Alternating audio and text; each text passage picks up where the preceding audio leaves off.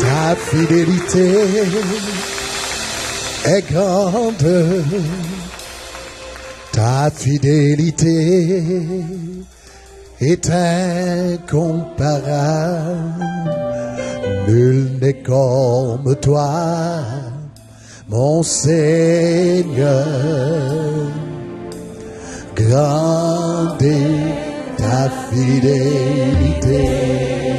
Ta fidélité, Seigneur.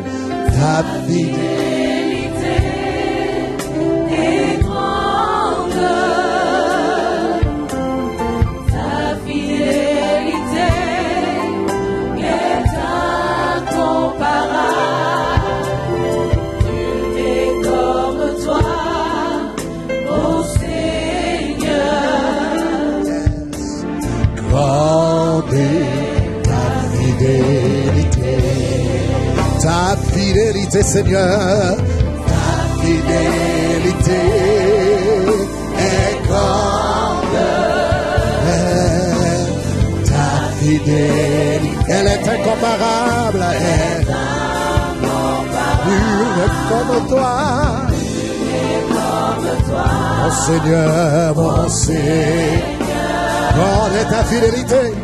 Grande est ta fidélité. Oh, ta miséricorde, Seigneur. Ta miséricorde est grande.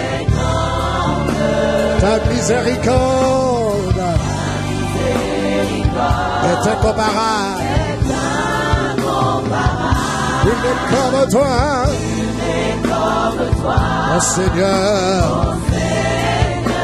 Grande est ta miséricorde. Grande est ta miséricorde. Une fois de plus, Seigneur, ta miséricorde, oh Père.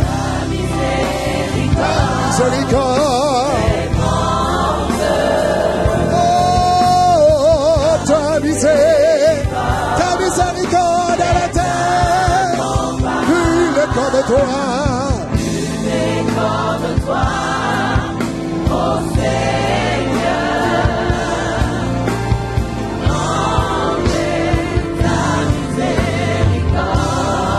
Oh Seigneur, nul n'est comme mon Seigneur. Grande est ta miséricorde. Nul n'est comme toi. Mon Seigneur, grande est ta miséricorde. Ta bienveillance, ô Éternel, vaut mieux que tout ce que j'ai vu. Ma délivrance est sous ton aile, sur le rocher de ton salut. Ta bienveillance, ô Éternel, vaut mieux que tout ce que j'ai vu. Ma délivrance est sous ton aile, sous le rocher de ton salut. Des acclamations au Seigneur. Alléluia.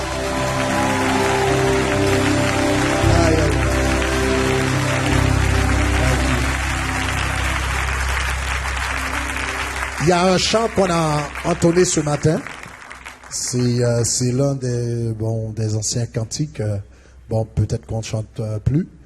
Mais qui dit « Notre Dieu règne encore, jamais son amour ne s'endort.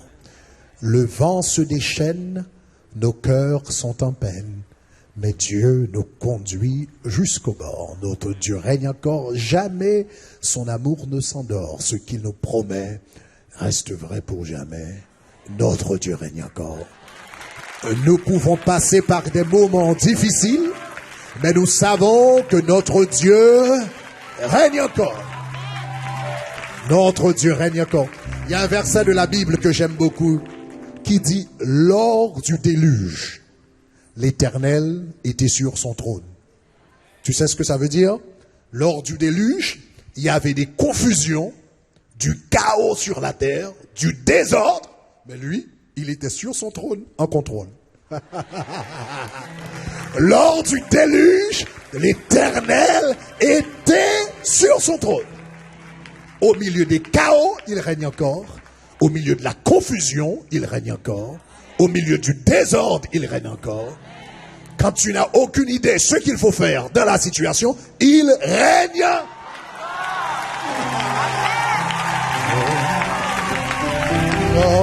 Notre Dieu règne encore. Jamais son amour ne s'endort.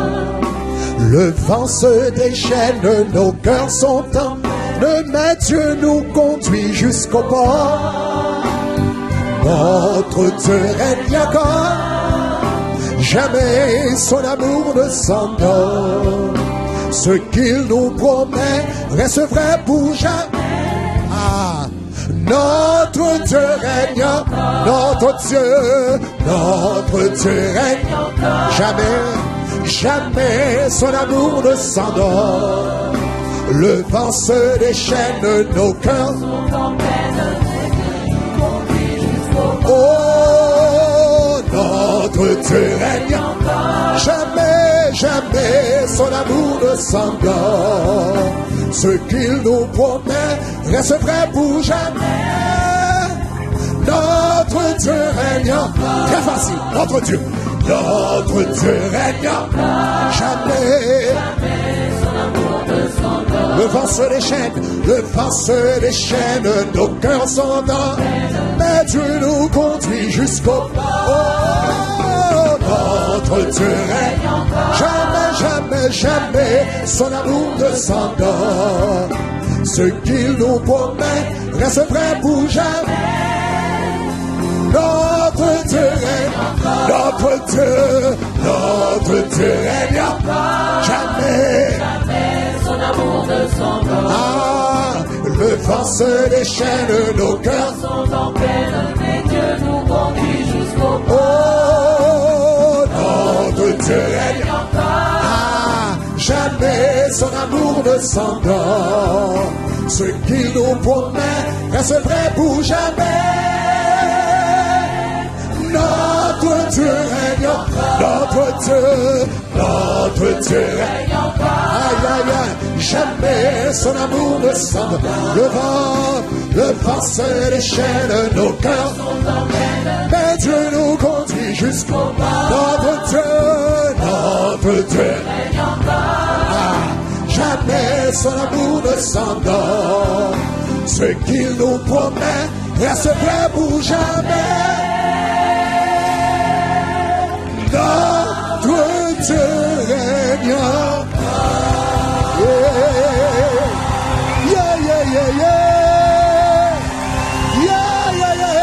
Il règne encore. Jéhovah Shammah règne encore. Jéhovah Nissi règne encore. Jéhovah Roi, il règne encore.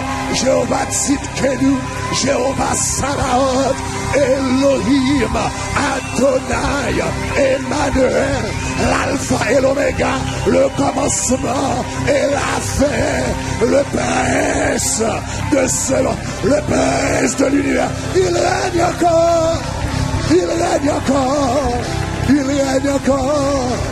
Ce qu'il nous promet reste vrai pour jamais. Notre Dieu règne.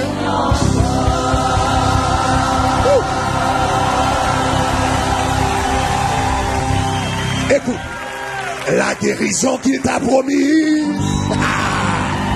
yes, reste vrai pour jamais. Notre Dieu règne encore. La provision qu'il t'a promise, la maison qu'il t'a promise, le travail qu'il t'a promis, Les enfants qu'il t'a promis, ils restent vrais pour jamais. Notre Dieu règne. Je dis la victoire qu'il t'a promise, la promotion qu'il t'a promise, la faveur qu'il t'a promise, les grâces qu'il t'a promises, reste vrai pour jamais. Non, toi tu règnes encore. Il règne encore. Il règne encore. Trouve 3 personnes, donne-leur une poignée de main et dis il règne encore. Il règne encore. Il règne encore. Il règne encore. Il règne encore. Il règne encore. Je ne sais pas. Je ne sais. Aïe, aïe, aïe, aïe, aïe, aïe. Peu importe. Peu importe la maladie, il règne encore. Peu importe les adversités, il règne encore. Peu importe le manque d'argent, il règne encore. Peu importe ce que disent les médecins, il règne encore. Il règne encore. Il règne encore. Il règne encore. Il règne encore. Peu importe ce que disent tes amis, il règne. Je dis ce qu'il nous promet.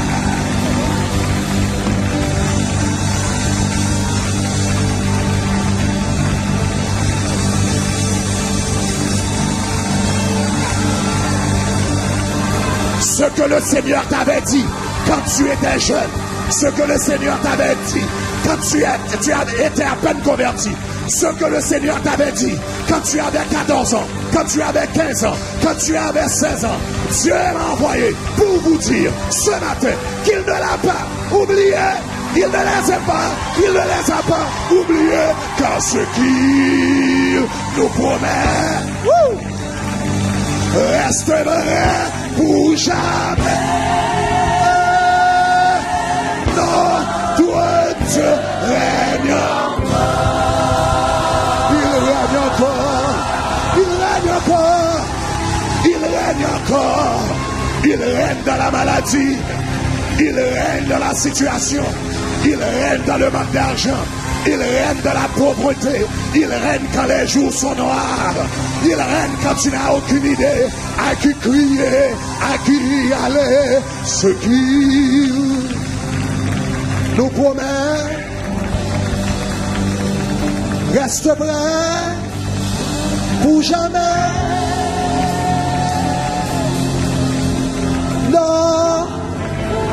Notre Dieu. Oh God.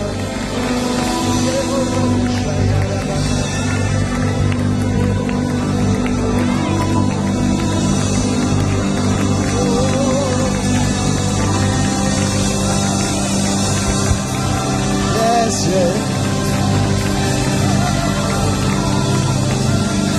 Ce qu'il nous promet, ce qu'il nous promet, merci Seigneur. Ce qu'il nous promet, le ministère que tu m'as promis, la joie que tu m'as promise, ô Éternel, les âmes, ô Éternel, que tu m'as promis, les âmes que j'apporterai dans ton royaume par la prédication de l'évangile, les milliers que tu m'avais promis, ô Éternel, par la prédication de l'évangile, je reste encore certain, sûr et certain que ce que tu as promis reste vrai pour jamais.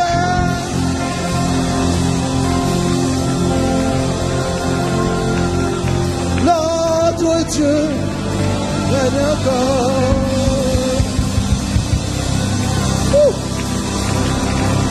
Applaudissons le Seigneur Élevons des acclamations devant le trône de grâce, devant le trône béni, dans la présence de Dieu, dans la présence du roi des rois, dans la présence du Seigneur des seigneurs, du Dieu des dieux.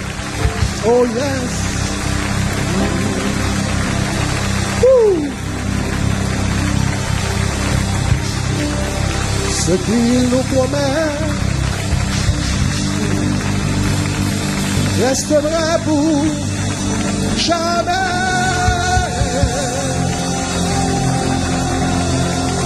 Notre Dieu règne encore.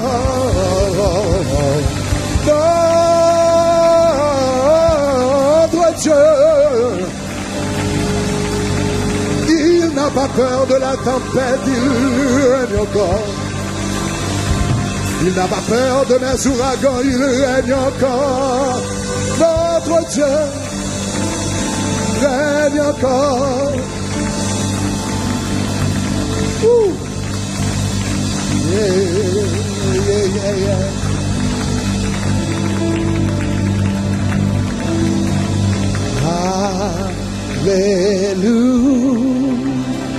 Alléluia.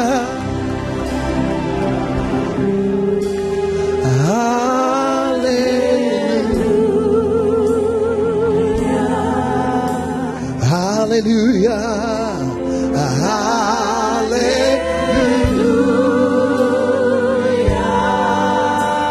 Alléluia. Hallelujah. We lift you up, oh God. Hallelujah. Hallelujah. Let your glory invade this place, oh God. Hallelujah. Seigneur, hallelujah. Hallelujah.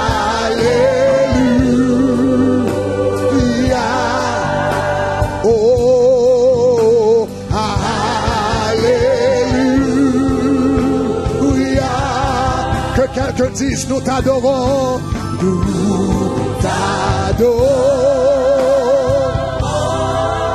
Nous t'adorons, Seigneur. Nous t'adorons. Alléluia, nous t'adorons.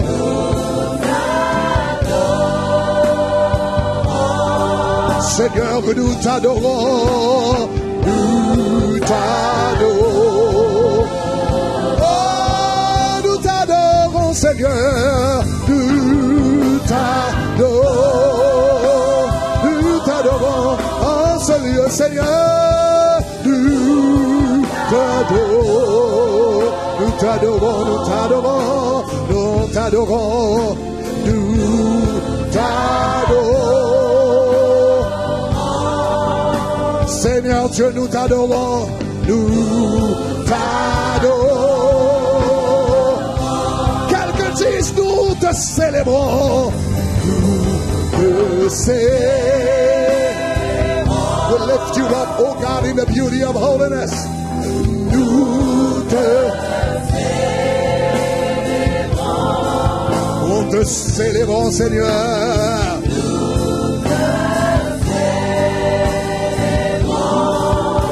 Nous te célébrons.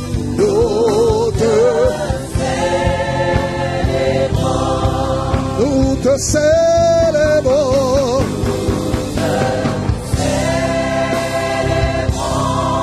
Nous te célébrons, Seigneur.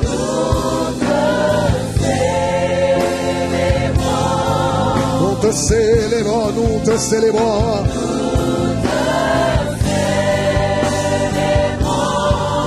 Nous te célébrons, nous te célébrons. Nous te magnifions, nous te magnifions. À toi l'honneur, la gloire, la magnificence.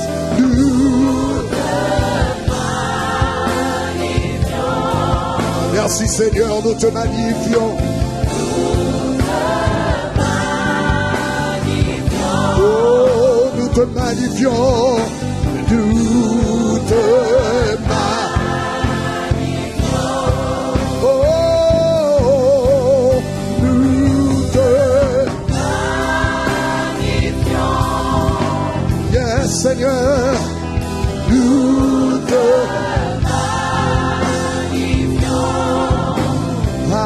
te magnifions, nous te magnifions, nous te magnifions, nous te magnifions. Maintenant, a cappella, sans musique. Alléluia.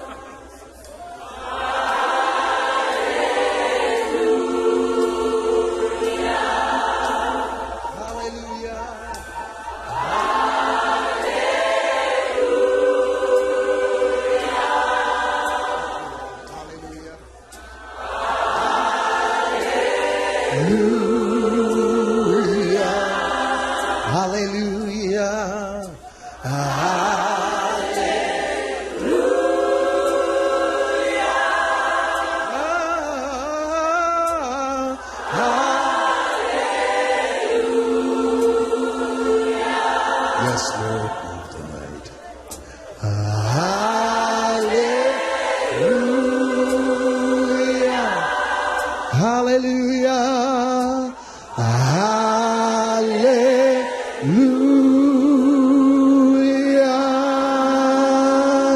Alléluia. Alléluia. Vous pouvez vous asseoir.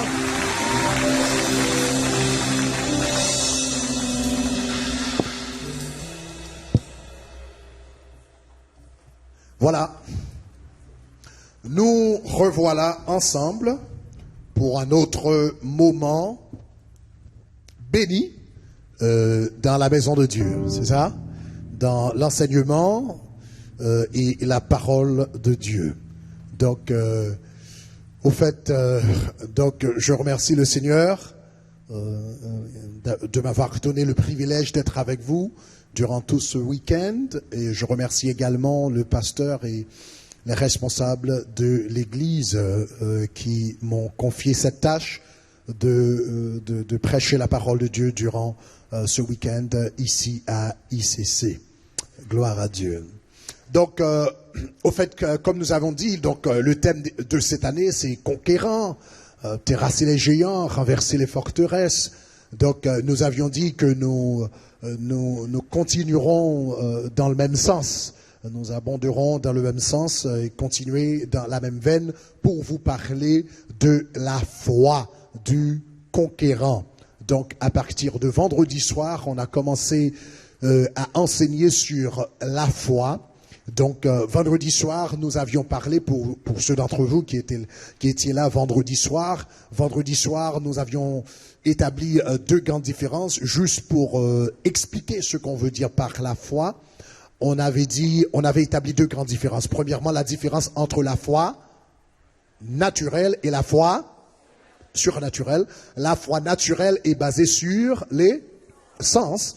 La foi surnaturelle est basée sur la parole de Dieu. Donc, la foi naturelle est respectable, raisonnable, mais ne produit aucun miracle. La foi surnaturelle est déraisonnable, mais ouvre les portes de l'impossible. C'est ça? Donc, on a parlé de la foi naturelle et la foi surnaturelle. Vendredi soir, on a parlé également de la différence entre la foi naturelle et l'espérance. La foi et l'espérance. Donc, l'espérance s'oriente vers le futur, mais la foi Elle regarde au passé et réclame les bénéfices maintenant. Donc la foi, c'est maintenant. Très très important. L'espérance a été donnée pour attendre, mais la foi a été donnée pour recevoir. Très très important. Donc l'espérance dit un jour je serai guéri, un jour mon mari sera converti, un jour j'aurai un ministère, un jour je bâtirai un orphelinat, etc., etc. Un jour. Ok, l'espérance c'est un jour. Maintenant, il n'y a rien de mal à l'espérance, mais l'espérance s'applique aux choses que nous ne pouvons pas contrôler ou aux choses sur lesquelles nous n'avons aucune influence. Comme le retour de Jésus-Christ, on applique l'espérance au retour de Jésus-Christ parce que tout ce que nous pouvons faire, c'est attendre que ce jour arrive. C'est ça? Donc on peut dire un jour Jésus-Christ reviendra. Donc, et c'est l'espérance et nous attendons ce jour. Et c'est tout à fait correct d'appliquer l'espérance dans ce cas. Mais à travers les enseignements de Jésus-Christ, ce qu'il a enseigné, la foi c'est pour recevoir. Ceux d'entre nous qui veulent, si nous voulons recevoir quelque chose de la part de Dieu, la Bible nous dit ce qu'il nous faut, c'est la foi. Jésus a dit tout ce que vous demanderez par la foi, en mon nom, par la foi, vous le recevrez. Si vous croyez, vous le recevrez. Ça, c'est la foi. C'est bon? Donc très très important. Ce matin, on a parlé de la définition de la foi. Pour ceux d'entre vous qui étaient là ce matin, ok. Donc ce matin, on a parlé de la définition de la foi et on a vu ce verset. Or la foi est une ferme assurance. Et je vous ai dit que le mot grec ici c'est hypostasis. Cela veut dire le mot hypostasis vient de deux mots grecs, hypo en grec qui signifie en dessous. Et stasis qui vient d'un verbe grec qui signifie supporter. C'est ce qu'on met au-dessous de quelque chose pour la supporter. C'est la force, c'est la réalité. Donc, il y a certains, la version anglaise, New King James Version, traduit ce verset. Or, la foi, c'est la substance des choses qu'on espère, une démonstration de celles qu'on ne voit pas. C'est la substance. La substance dans la pensée grecque est souvent mise en opposition à l'apparence. La substance, c'est ce qui est réel, et l'apparence, c'est l'ombre, c'est ce qu'on voit. Donc, on a vu ce matin que la foi est très très importante parce que, donc, vous pouvez trouver l'enseignement de ce matin, mais on a parlé que la Bible nous enseigne que Dieu a créé les mondes. En Hébreux chapitre 11 verset 3, et il y a le monde visible, il y a le monde invisible. Mais le vrai, en réalité, le vrai, c'est le monde invisible. Parce que c'est le monde invisible qui a donné naissance au monde visible. Hébreux chapitre 11 nous dit, c'est par la foi que nous reconnaissons que ce que nous voyons n'a pas été fait de choses visibles. En d'autres termes, le monde a été fait de choses invisibles. Le visible a été tiré de l'invisible. Et je vous ai dit ce matin, aussi authentique, aussi réelle qu'une copie puisse être, elle ne peut être jamais plus authentique. Elle ne peut être jamais plus authentique que l'original. Donc, si le monde matériel est tiré du monde spirituel, cela veut dire que le monde spirituel est encore plus vrai que le monde matériel. Est-ce que ça va, chers amis? Si le monde matériel est tiré du monde spirituel, le monde spirituel est encore plus vrai que le monde matériel. Donc, la Bible nous dit la foi. Voilà pourquoi le monde spirituel est appelé la substance du monde matériel. Le monde spirituel est appelé la substance du monde matériel parce que c'est le monde spirituel qui a donné l'essence au monde matériel. Est-ce que ça va, chers amis? On a vu ce matin que nous avons une Jérusalem sur terre parce qu'il y a une Jérusalem dans le ciel. Nous avons, il y a Sion, la montagne de Sion existe sur terre parce qu'elle existe dans les cieux. Il y a eu un tabernacle sur la terre parce qu'il existe un tabernacle dans les cieux. Est-ce que ça va? Il y a des arbres sur la terre parce que l'Apocalypse nous dit qu'il y a des arbres dans le ciel. Il y a des rivières sur la terre parce qu'il y a des rivières dans le monde spirituel. Donc le monde spirituel, c'est la cause, c'est l'origine, c'est la substance des choses matérielles. Et la foi, la Bible nous dit, la foi nous permet de saisir ces substances-là. Or, la foi est la substance des choses qu'on espère. Ce qu'on espère, ce sont les choses matérielles. J'espère une guérison. Je m'attends à une guérison, je m'attends à de l'argent, je m'attends au salut de mes proches, je m'attends, etc., etc. C'est ce que je peux voir, ce que je peux vérifier, c'est ce que j'espère. Mais la Bible me dit que la foi est la substance de ces choses-là. La foi est la cause de ces choses-là. La foi est l'origine de ces choses-là. Si j'arrive à les saisir dans le monde spirituel, si j'arrive à les saisir dans les cieux, ils vont se manifester sur la terre. Parce que le principe, c'est que c'est le monde spirituel qui donne naissance au monde matériel. Si je reçois ma guérison par la foi, je reçois la substance de ma guérison, la réalité de ma guérison, elle va se manifester dans mon corps. Ça va? Si je reçois la substance de mon bien-être financier, ça va se manifester sur mon compte à banque.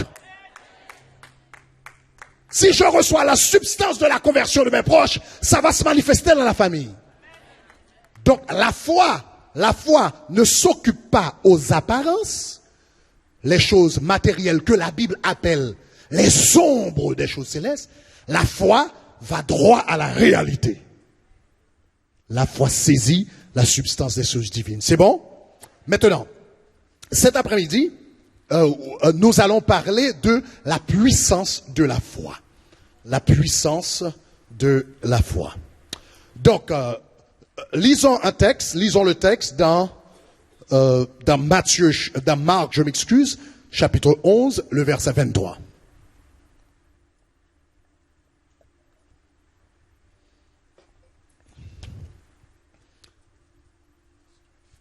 Ok, Marc, chapitre 11, le verset 23.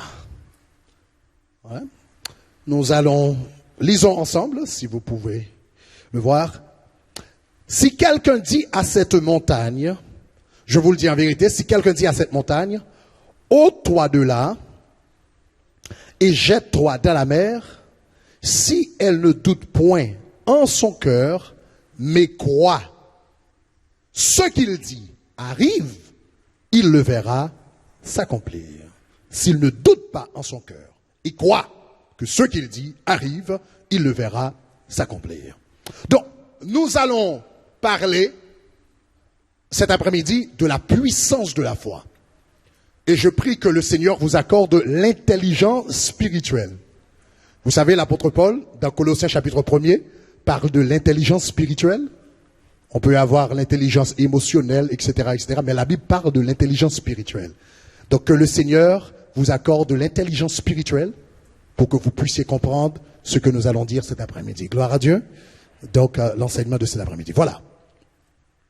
Je voudrais vous mettre tout d'abord dans le contexte pour que vous puissiez comprendre ce que Jésus-Christ a dit à travers ce verset combien profond. Dans l'ambiance historique, il s'agit de Jésus-Christ qui s'apprête à entrer à Jérusalem pour la dernière fois. Jésus s'apprête à entrer à Jérusalem pour la dernière fois. Il envoie ses disciples chercher un ânon. Il monte sur l'ânon et il rentre à Jérusalem. Il y a une foule en effervescence à droite et à gauche. À gauche, ils jettent leurs vêtements par terre.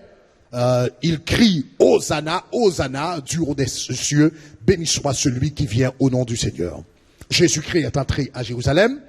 Quand il est arrivé à Jérusalem, il se faisait un peu tard, donc il a décidé de passer la nuit à Béthanie.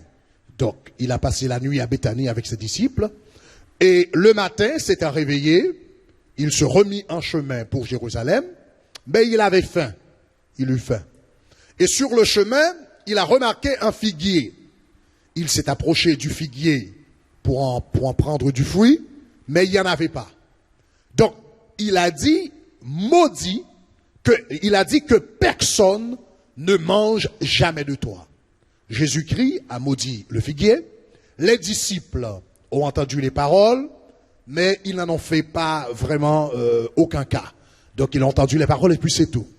Ils sont allés à Jérusalem. Jésus est arrivé à Jérusalem dans le temple. Il trouve des vendeurs dans le temple, mais qui étaient vraiment des voleurs.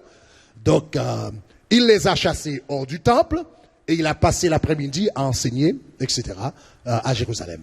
Après avoir enseigné, il est retourné dans une ville assez près de Jérusalem. Il y a passé la nuit. Et maintenant, il s'apprête à retourner à Béthanie.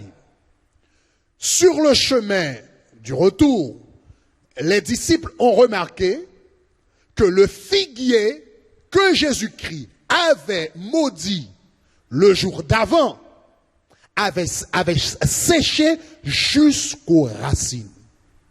Et Pierre, se souvenant de la parole que Jésus-Christ avait prononcée, dit, Maître, regarde. Donc il l'a dit d'une manière, on dirait on dirait qu'il le dit avec étonnement. Regarde, le figuier que tu as maudit a séché. Et Jésus-Christ se sert de cette situation pour leur enseigner quelque chose, les enseigner quelque chose de très important au sujet de la nature de la foi. Donc Jésus prend la parole et dit, je vous le dis, en vérité, si quelqu'un dit à cette montagne, ôte-toi d'ici et jette-toi dans la mer,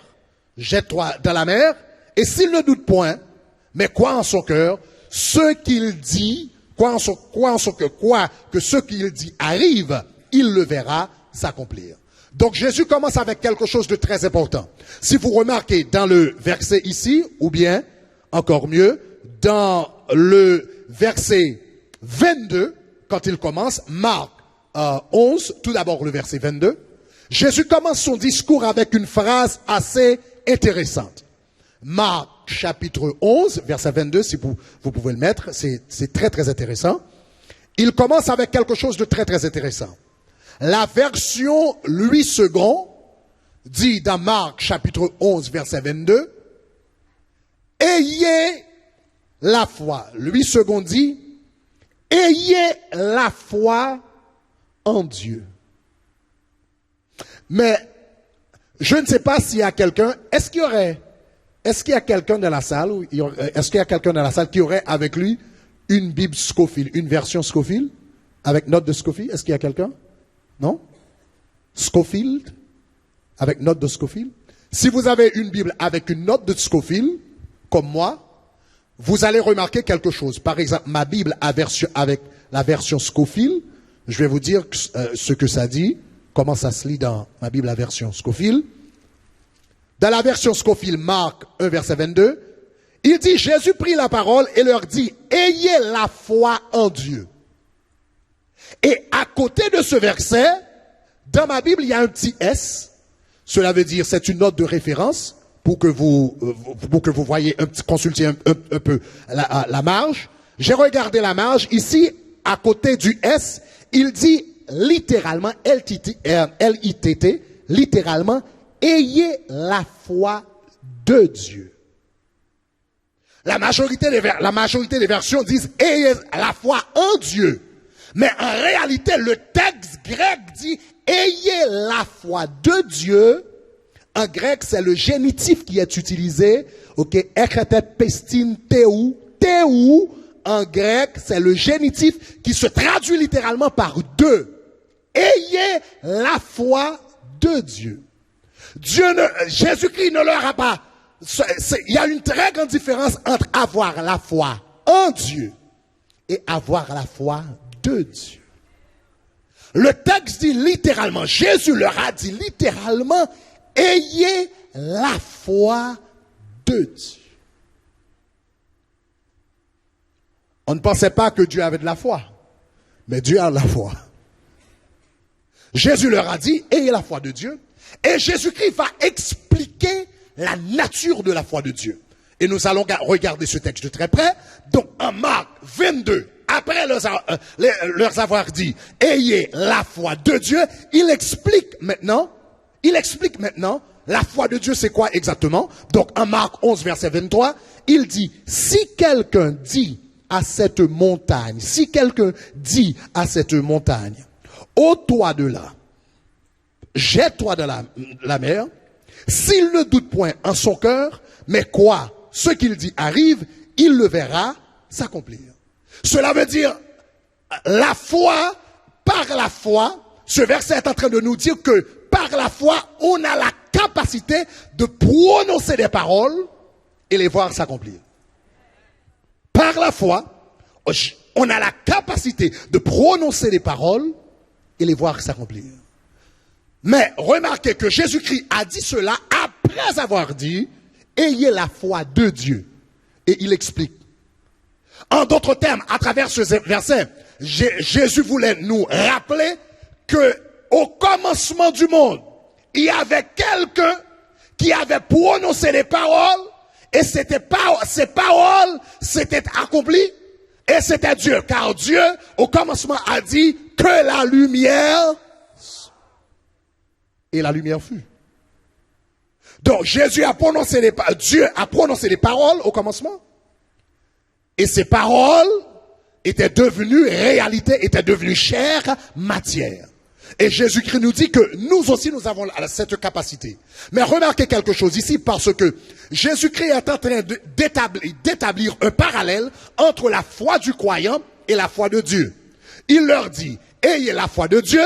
Puis il dit, si quelqu'un dit à cette montagne, ôte-toi et jette-toi dans la mer, et il ajoute, s'il ne doute point en son cœur, mais quoi, ce qu'il dit arrive, il le verra s'accomplir.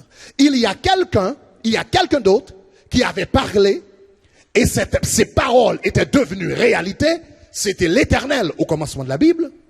Donc cela veut dire, à travers l'enseignement de Jésus-Christ, Jésus-Christ était en train de nous dire que quand Dieu, au commencement, a dit que la lumière soit, il avait de la foi dans sa propre parole. Il avait confiance en sa propre parole. Voilà pourquoi il leur dit, ayez la foi de Dieu. Est-ce que ça va jusqu'à présent? Ça va? Maintenant, en d'autres termes, c'est à travers la parole de foi que Dieu a créé le monde. Et c'est à travers également la parole de foi que Jésus-Christ avait maudit le figuier le jour d'avant. Le jour d'avant, il a dit que personne ne mange de toi. Et maintenant, un jour après, Pierre regarde et il voit que le figuier a séché. Et il était étonné. Mais Jésus était en train de lui dire, écoute, Pierre, toi tu es étonné, moi je ne suis pas étonné. Parce que je savais que le figuier allait sécher. Parce que la parole que j'avais prononcée, c'était pas juste une parole vide, c'était une parole de foi. Je m'attendais à ce que le figuier sèche. Ça va, chers amis? Parole. Jésus-Christ, Dieu a créé le monde par la parole de foi. Jésus-Christ a maudit le figuier par la parole de foi. Et maintenant, il dit à ses disciples, vous pouvez également déplacer des montagnes par la parole de foi. Et cette foi, c'est la foi même de Dieu. La Bible nous dit, c'est par la foi que nous reconnaissons que le monde a été créé par la parole de Dieu. Dieu prononça, quand l'Éternel dit la lumière soit, il s'attendait à ce que la lumière apparaisse. Quand l'Éternel a dit que la terre produise de la verdure, il s'attendait à ce que la terre produise de la verdure.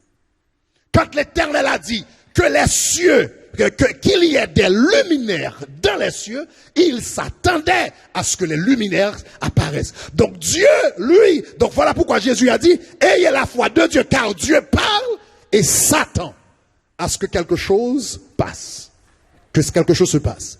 Et de la même manière, vous, quand vous parlez, vous prononcez une parole sur votre vie, vous devez vous attendre à ce que quelque chose, à ce que vous avez dit se concrétise dans votre vie. Est-ce que ça va, chers amis? Maintenant, laissez-moi expliquer un petit peu les caractéristiques. Parce que si cette foi-là est très importante, Jésus a dit, ayez la foi de Dieu. Moi, je veux avoir la foi de Dieu. Qui d'autre dans ce lieu aimerait avoir la foi de Dieu? Ah voilà. Nous aimerions tous avoir la foi de Dieu. Donc, j'ai commencé à étudier le verset pour voir exactement quelles sont les caractéristiques de la foi de Dieu. Dieu m'a dit d'avoir la foi de Dieu. D'avoir la même foi que Dieu lui-même a. Ah bon, j'ai dit, ok, je dois voir les caractéristiques de la foi de Dieu. Et j'ai noté 5 caractéristiques importantes dans le verset que nous importante dans le verset que nous venons de lire. Dans Matthieu 11, 23. J'ai noté 5 caractéristiques importantes. La première caractéristique importante, c'est que la foi de Dieu parle. Que quelqu'un dit parle. Que quelqu'un dise parle. La foi de Dieu parle. Regardez ce qui est dit dans Marc 11, 21. Dans Marc 11, 21. Marc 11, 23, je m'excuse. Dans Marc 11, 23, Jésus dit, après avoir dit, ayez la foi de Dieu, il dit, si quelqu'un dit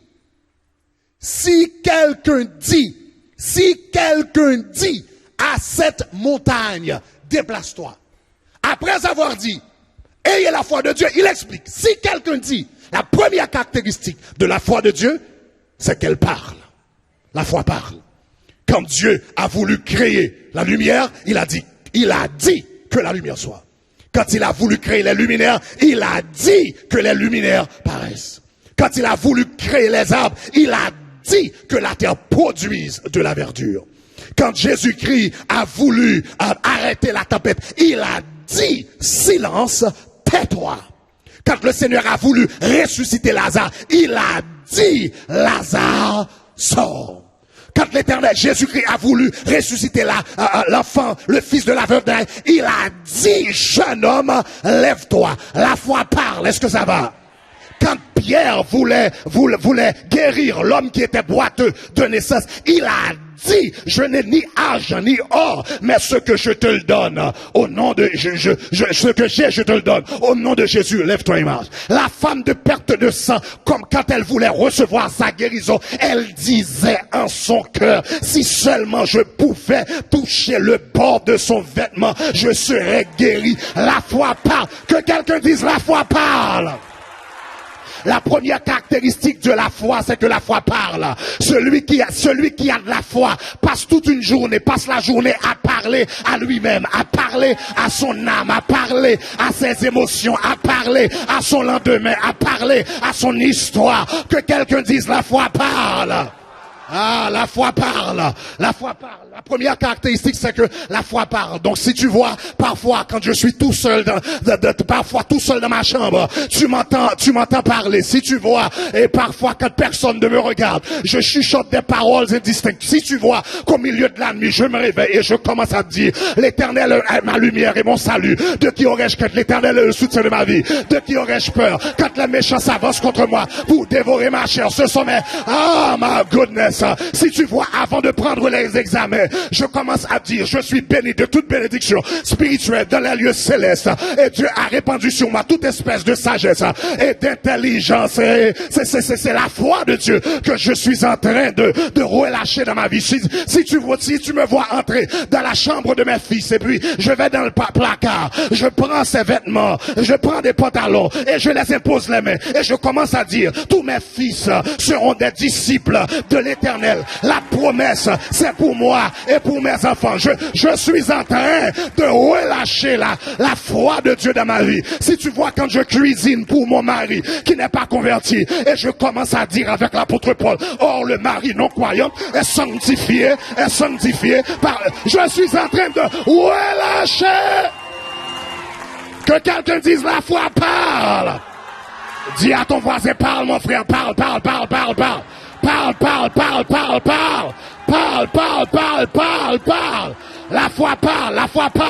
La foi parle.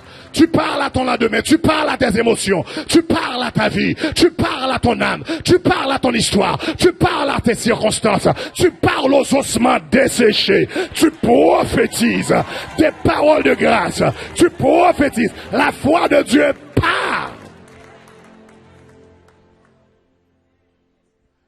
Une fois, j'ai prêché un message et je crois que le titre c'est comment résoudre les problèmes opiniâtres.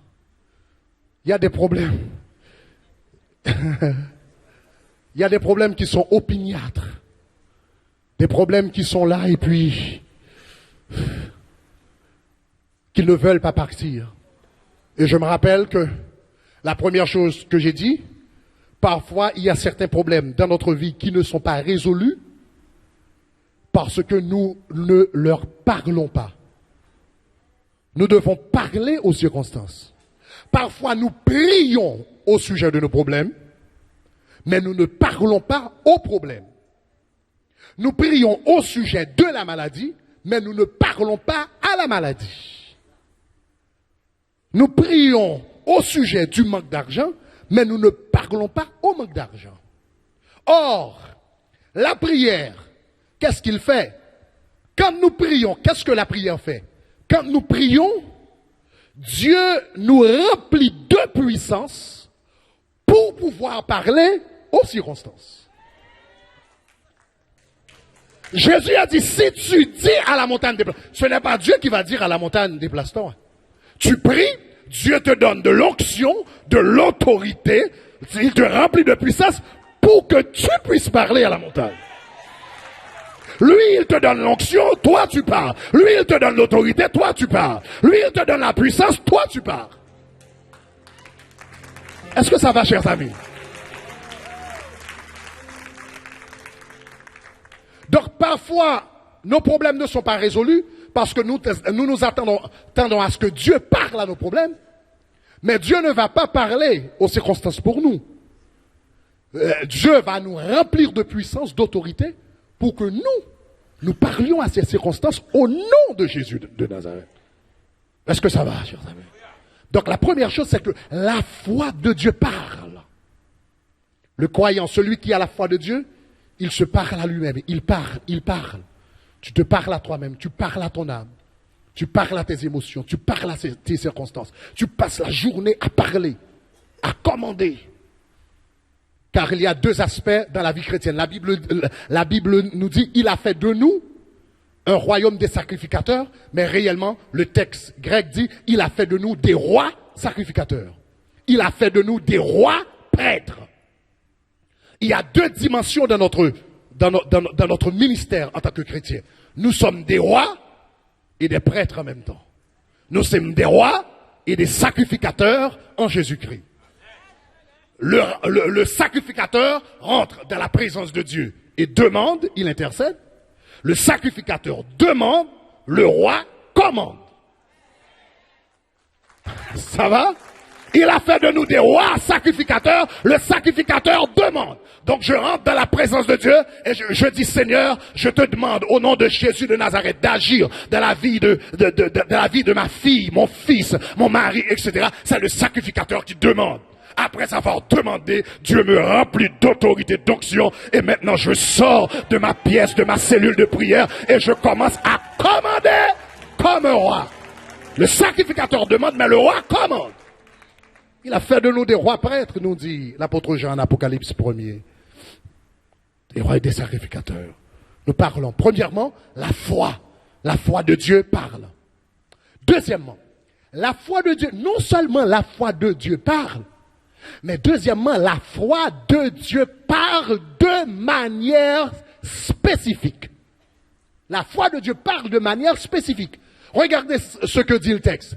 Le texte dit, Jésus dit, si tu dis à cette montagne, ôte-toi de là, jette-toi dans la mer. Ah, ça c'est spécifique. Jésus n'a pas dit, la foi ne dit pas à la montagne, fais un mouvement, va quelque part. Non. La foi dit, ôte-toi de là, jette-toi dans la mer. Très clair, très spécifique. La foi de Dieu parle, non seulement la foi de Dieu parle, mais la foi de Dieu parle de manière très, très spécifique. Est-ce que ça va, chers amis?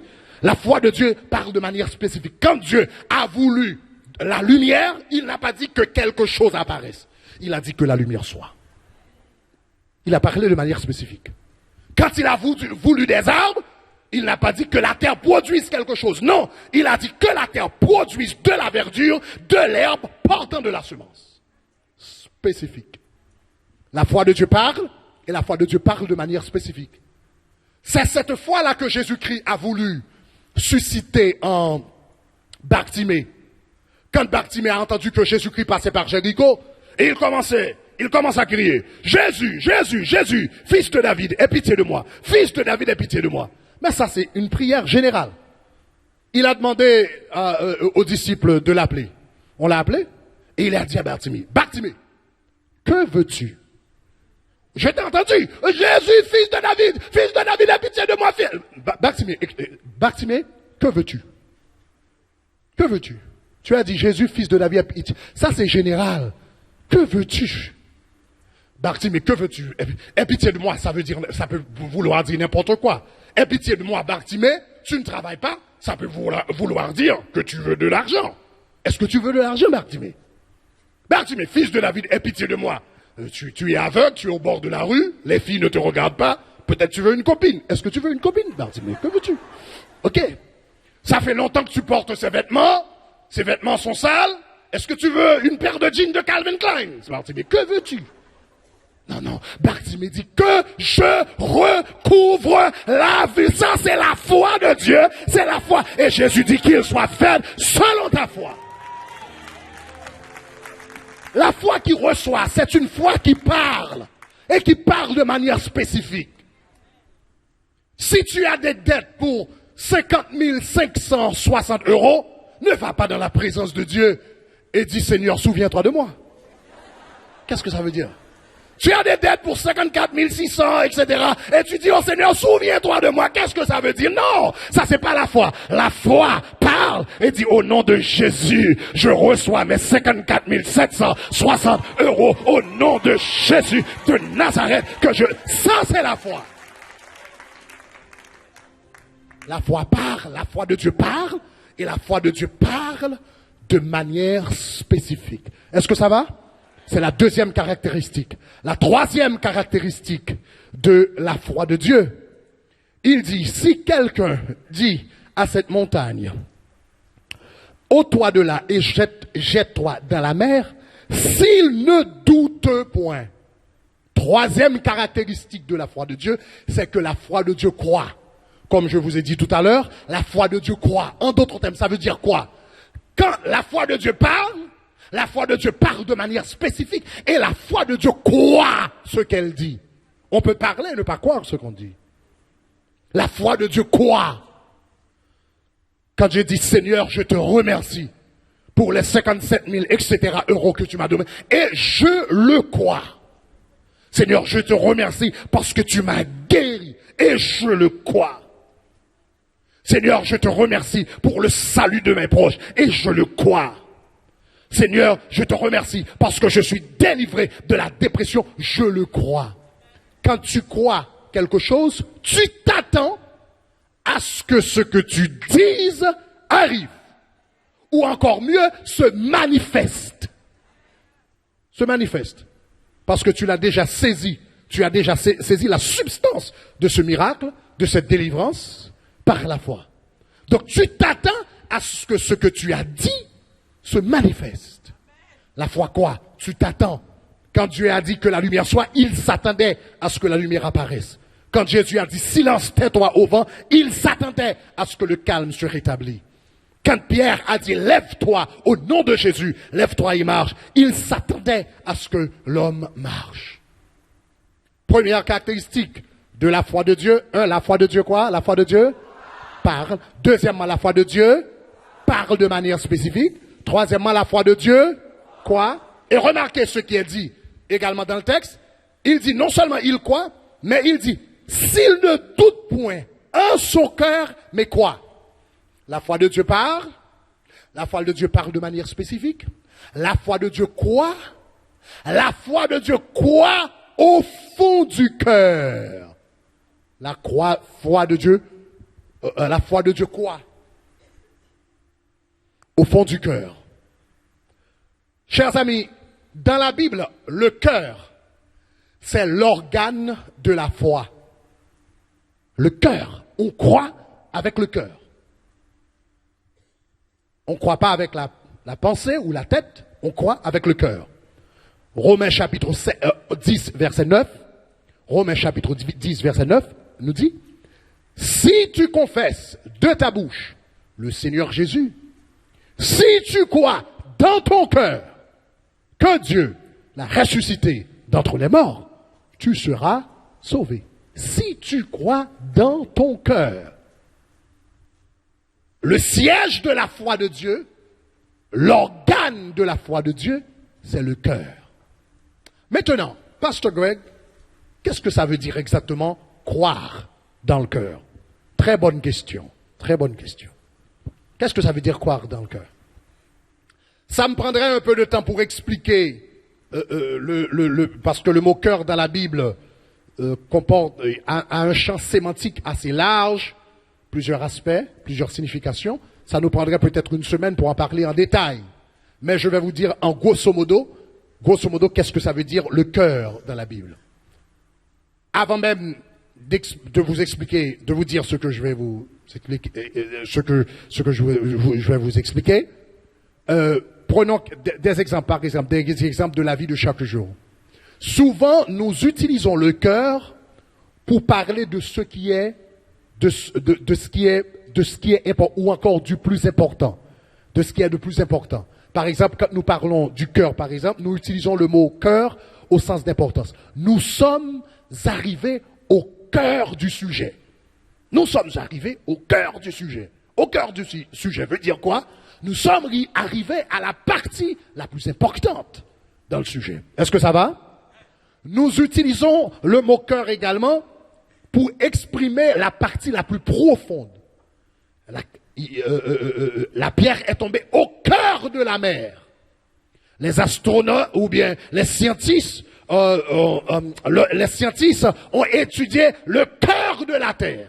Cela veut dire la partie la plus profonde. Donc, le cœur dans la Bible représente la partie la plus importante ou la plus profonde de l'homme. Donc, vient la question maintenant. Quelle est la partie la plus importante de l'homme? Quelle est la partie la plus intime, la plus profonde de l'homme? Vous savez que l'homme est un être trichonome, tripartite. Cela veut dire trois parties. Nous avons l'esprit, l'âme et le corps. Dans 1 Corinthiens chapitre 5 verset 23, l'apôtre Paul parle des trois parties de l'homme et il les énumère par ordre d'importance. Il dit que le Dieu de paix vous sanctifie lui-même tout entier et tout votre être. Et il explique ce qu'il veut dire par votre être. L'être humain est composé de quoi? Et il les écrit par ordre d'importance. Tout votre être, premièrement, l'esprit. Deuxièmement, l'âme. Troisièmement, le corps. La partie la plus importante de l'homme, c'est l'esprit. Vous savez que vous êtes esprit, n'est-ce pas? L'homme est esprit. Tu es esprit, tu as une âme et tu habites dans un corps. Hein? Parfois, nous disons que nous avons un esprit ou bien nous avons une âme ou un esprit, mais la réalité, non, nous sommes esprits. Vous vous rappelez en Jean 3, qu'est-ce que Jésus a dit? Ce qui est né de la chair est chair et ce qui est né de l'esprit est quoi? Ah. Si tu es né de l'esprit, la Bible dit tu es esprit. Tu as une âme, tu habites dans un corps, ce corps est appelé une tente. L'apôtre Paul l'appelle une tente, une maison. La partie la plus importante de l'homme, c'est l'esprit. Quand Jésus dit, si tu dis, ôte-toi de là, jette-toi dans la mer, et ne doute pas en son cœur. Quand l'apôtre Paul dit, si quelqu'un croit en ton cœur, en son cœur, qu'est-ce qu'il veut dire? Si nous croyons avec l'esprit, au niveau de l'esprit. Croire avec le cœur, c'est croire avec l'esprit. Maintenant, Pasteur Greg, explique-moi ça un petit peu. Laissez-moi vous expliquer un peu mieux. Vous savez que il y a trois parties de l'être humain. Il y a l'esprit, il y a l'âme, le corps. Le corps, c'est le siège des sensations, des sens et des sensations. L'âme, c'est le siège de la raison, des émotions et également de la volonté. Si la Bible nous avait dit de croire avec le corps, cela aurait voulu dire de croire avec les yeux, de croire avec les oreilles, de croire avec les mains, ce qu'on peut toucher.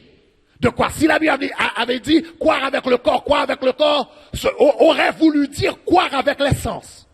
Mais c'est pas ça, c'est pas ce que la Bible nous a dit. Si la Bible nous avait dit de croire avec l'âme, cela aurait voulu dire de croire avec l'intellect, le raisonnement, ce qui est logique, ce qui est rationnel, ce qui est probant, ce qui est juste. Ça aurait voulu dire de croire avec l'intellect. Ou peut-être les émotions, ce que j'ai envie de faire aujourd'hui. Mais la Bible n'a pas dit de croire avec le corps ou de croire avec l'âme. La Bible a dit de croire avec le cœur, qui est l'esprit. Cela veut dire, quand la Bible dit s'il croit en son cœur, cela veut dire s'il croit indépendamment de ce qu'il puisse sentir dans son corps. Oh. S'il croit indépendamment de ce qu'il puisse voir avec ses yeux. S'il croit indépendamment de ce que puissent dire les amis. S'il croit indépendamment de ce qui lui paraisse logique. S'il croit indépendamment de ce qu'il a envie de faire ou n'a pas envie de faire. S'il croit indépendamment de tout ça, il le verra.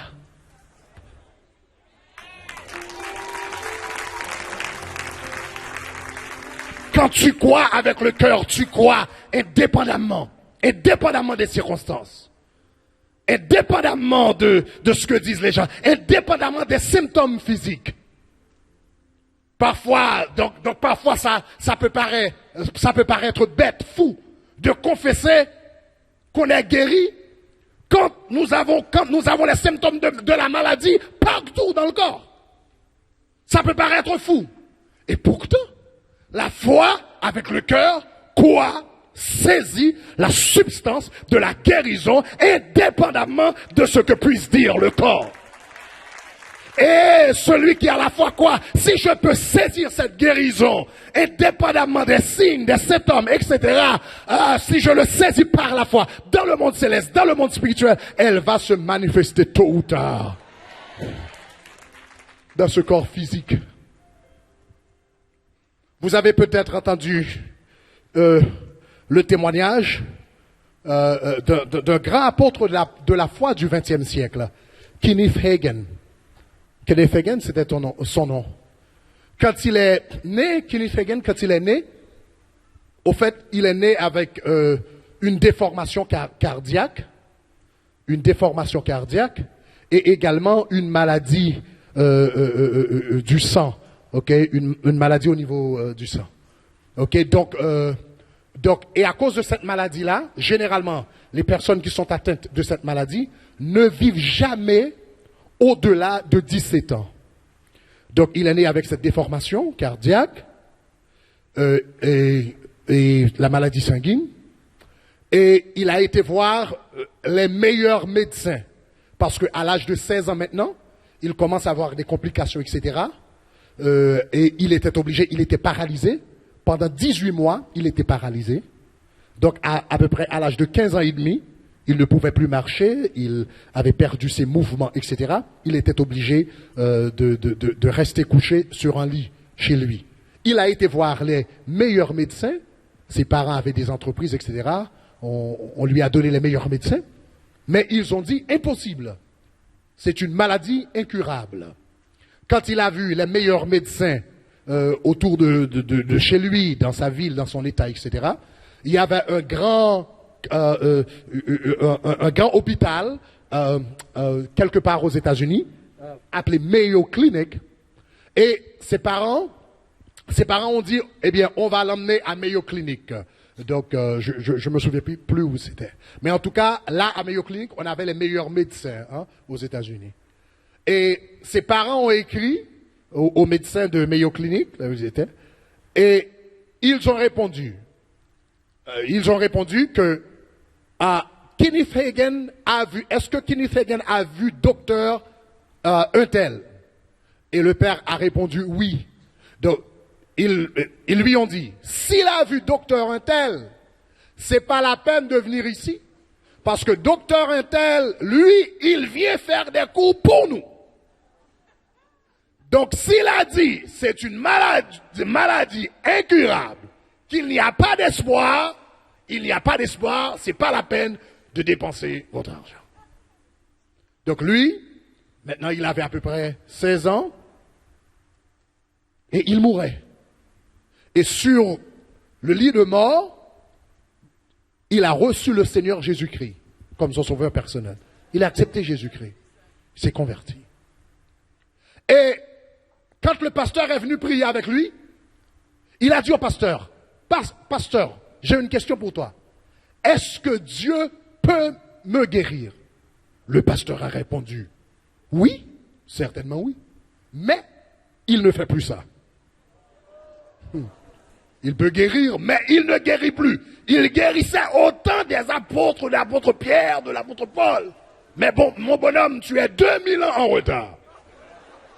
2000 ans en retard. Dieu ne fait plus ça. Il ne guérit plus. Et il a continué à lire la parole de Dieu. Et un jour, pendant qu'il lisait le Nouveau Testament, il n'a pas lu toute la Bible, il a seulement lu le Nouveau Testament, parce qu'il savait qu'il allait mourir. Donc il ne pensait pas qu'il aurait le temps de lire toute la Bible. Donc il a dit, je vais commencer par le Nouveau Testament. Donc il a lu Matthieu, et pendant qu'il lisait Marc, il est tombé sur ce verset qui dit, tout ce que vous demanderez, tout ce que vous demanderez, croyez que vous l'avez reçu, dans Marc, et vous le verrez s'accomplir. Et il commence, et il a demandé au Seigneur de le guérir. Il a dit, Seigneur, guéris-moi. Mais il a continué à confesser la parole, à dire, Seigneur, à prononcer cette parole, Seigneur, guéris-moi. À un moment, il est arrivé à la conviction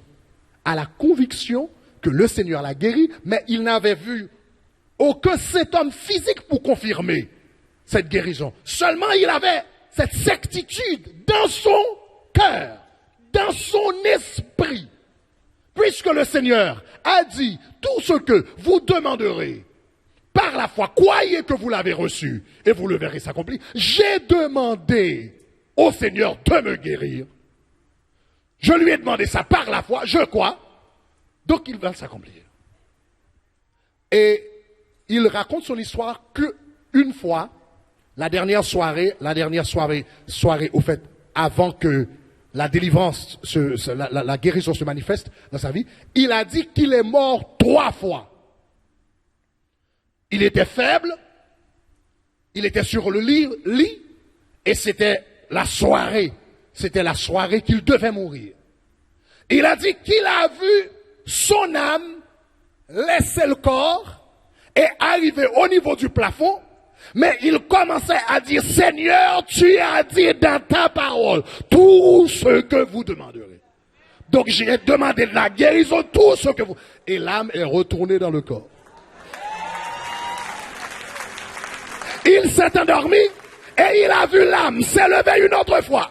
Et il a repris, Seigneur, tu as dit dans ta parole tout ce que vous demanderez, tout ce que vous demanderez, tout ce que vous demanderez. Et l'âme encore est rentrée dans le corps.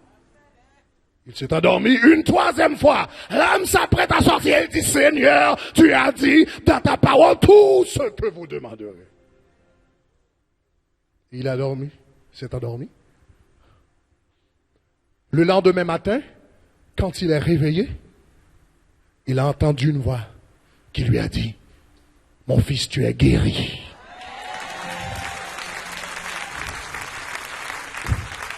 Mais il a dit, même après avoir entendu la voix, il n'a senti vraiment aucun symptôme. Il n'y avait rien de différent. Et là-bas lui a dit, mon fils, j'ai dit tu es guéri, le crois-tu? Il dit oui. Eh bien il dit, si tu le crois, il est 10h30, les gens qui sont guéris ne sont pas encore au lit à 10h30. Donc lève-toi.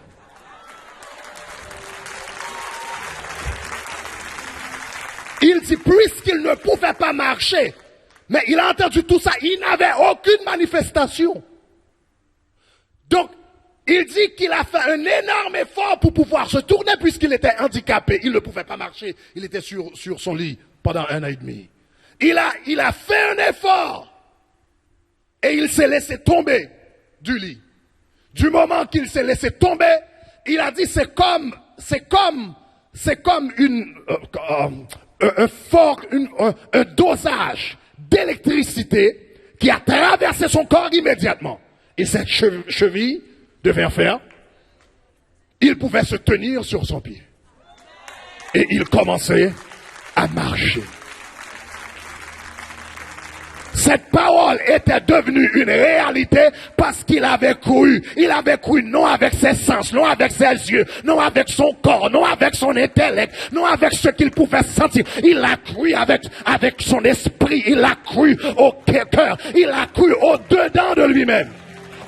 Indépendamment des circonstances, indépendamment de ce qu'il pouvait voir, indépendamment de ce qu'avaient dit les médecins, indépendamment de ce qu'il pouvait sentir. C'est ça la foi. C'est ça croire au cœur. Croire au cœur, c'est refuser de laisser tomber la parole de Dieu. Refuser de tourner le dos à la parole de Dieu. Mettre sa confiance en Dieu. Même lorsque les circonstances semblent nous paraissent adverses. C'est croire. Croire au cœur, c'est croire. Indépendamment du corps, indépendamment de l'âme. Indépendamment de l'intellect, des émotions. Je crois. Pourquoi? Parce que la parole le dit et Dieu est fidèle. Donc je le crois. Je le crois. Ça c'est croire avec le cœur. Si quelqu'un croit, ne doute point en son cœur, mais croit ce qu'il dit, que ce qu'il dit arrive, il le verra s'accomplir. Et je termine, chers amis, quand tu exerces... Oh, finalement, j'ai une autre chose à dire, parce que c'est simple. Premièrement, la foi de Dieu parle. Deuxièmement, la foi de Dieu parle de manière spécifique. Troisièmement, la foi de Dieu, quoi? Et la foi de Dieu, quoi? Et avec la foi de Dieu, quoi? Avec le cœur. Et finalement et dernièrement, la foi de Dieu opère dans le présent. Ça, je vous l'avais dit vendredi soir. Si quelqu'un croit, s'il croit que ce qu'il dit arrive présent, tout ce que vous demanderez, croyez que vous l'avez reçu. Présent. Donc la foi de Dieu, quoi? Non seulement avec l'esprit, mais la foi de Dieu opère au présent. La foi de Dieu croit dans le présent. La Bible dit dans Romains chapitre 4, ça c'est un verset assez important, laissez-moi vous le voir, dans Romains chapitre 4, parce que c'est tellement fort comment la foi de Dieu opère. La foi de Dieu opère dans le présent. Romains chapitre 4, les versets 18, 17 et 18. Romains chapitre 4. Ah, ça c'est fort. Romains chapitre 4, verset 17. Je m'excuse, verset 17. Pas 18. Lisons ensemble, si vous pouvez lire. Vous pouvez lire. Là, il dit, je t'ai établi père d'un grand nombre de nations. Il est notre père, devant celui auquel il a cru. Et il explique qui? C'est Dieu. Et il dit, ce Dieu, c'est le Dieu qui donne la vie aux morts. Et il dit, qui appelle les choses qui ne sont point. Ça, c'est la foi de Dieu. La foi de Dieu appelle les choses qui ne sont point, comme si elles étaient, dans le présent. Donc, tu as ton fils, j'ai mon fils, il est dans la drogue. Les gens de ce monde, le système l'appelle un délinquant. Moi, je regarde, je dis, c'est un serviteur de Dieu. Les hommes l'appellent délinquant, mais moi, je dis, je suis un serviteur de Dieu. Ils me regardent et disent, ils regardent mon salaire, ils regardent mon travail, ils regardent mes vêtements et disent qu'il est pauvre. Moi, je dis, je suis prospère en Jésus-Christ. Ils me regardent à l'hôpital, ils disent, cet homme est malade, il est très malade. Non, mais moi, je dis, je suis bien, je me sens très très bien. Au nom de Jésus, je suis guéri, j'ai de la force. J'appelle les choses qui ne sont pas comme si elles étaient. Ça, c'est la foi. Ça, c'est la foi de Dieu. La foi de Dieu. Et quand tu exerces ce type de foi, il y a quelque chose qui se passe. Quand tu exerces ce type de foi, la puissance de l'esprit est libérée à travers la parole. Quand tu prononces des paroles de guérison, tu libères une puissance. Jean 6, verset 63. Ces paroles que je vous ai dites sont esprit et vie. Quand tu prononces ces paroles, le Saint-Esprit de Dieu commence à travailler. Quand tu prononces ces paroles de guérison sur ta vie, le ministère de guérison du Saint-Esprit, l'esprit de guérison commence à travailler. Quand tu dis Dieu m'a béni de toute bénédiction spirituelle dans les lieux célestes, quand tu dis il réduit ma tête et ma coupe déborde, l'esprit d'abondance commence à travailler dans ta vie. Quand tu dis, il a répandu sur moi toute espèce de sagesse et d'intelligence, tu te parles à toi-même au milieu de la nuit, tu marches dans la maison et tu dis, il a répandu sur moi toute espèce de sagesse et d'intelligence. L'esprit de sagesse de l'Éternel commence à travailler dans ta vie. Quand tu dis, il a fait de moi une mère joyeuse au milieu de mes enfants, tu peux être stérile, mais l'esprit de fertilité, de fécondité commence à travailler dans ta vie immédiatement. Parce que ces paroles que je vous ai dites sont esprit et vie.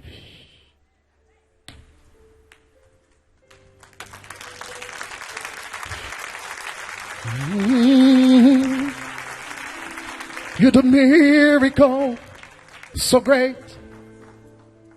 There is no one else like you. There is no one else like you. Pour terminer, tu vas prophétiser sur ta vie. Car you are great. You're the miracle so great. Tu vas relâcher. Aïe, aïe, aïe, aïe, aïe. Tu vas exercer la foi de Dieu. Que veux-tu que Dieu fasse pour toi? Tu vas commencer à te parler à toi-même. Tu vas commencer à relâcher la parole de vie, la parole de vie, la parole de vie, la parole de vie sur ta vie, sur tes proches, sur tes enfants, sur ton ministère, sur ton lendemain, sur ton histoire. For you are great. Aïe, aïe, aïe, aïe, aïe, aïe. Yeah. There is no one else. There is no one else. There.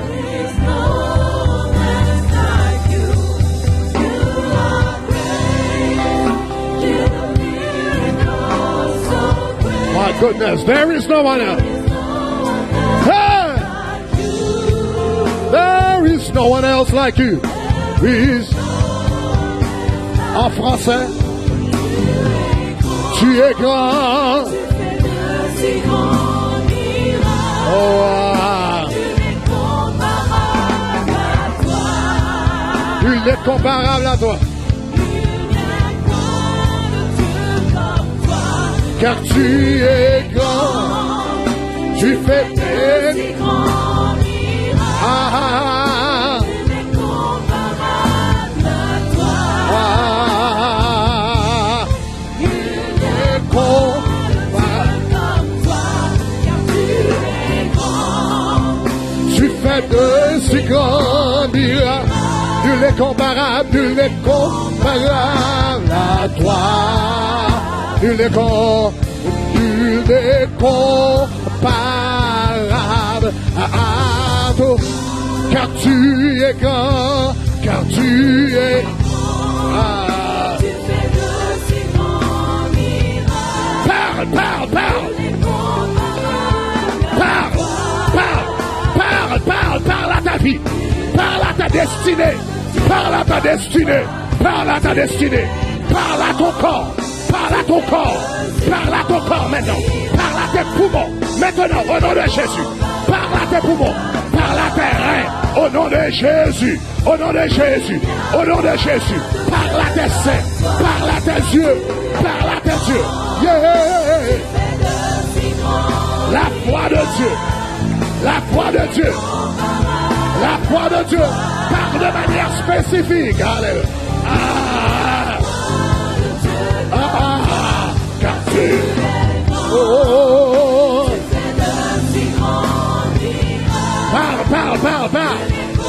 Parle. Au nom de Jésus de Nazareth. Au nom de Jésus de Nazareth.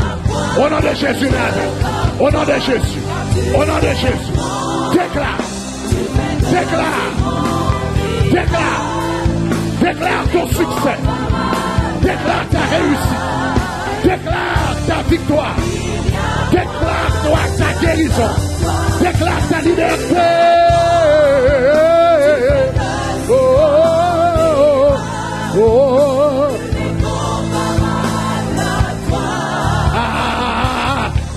Relâche.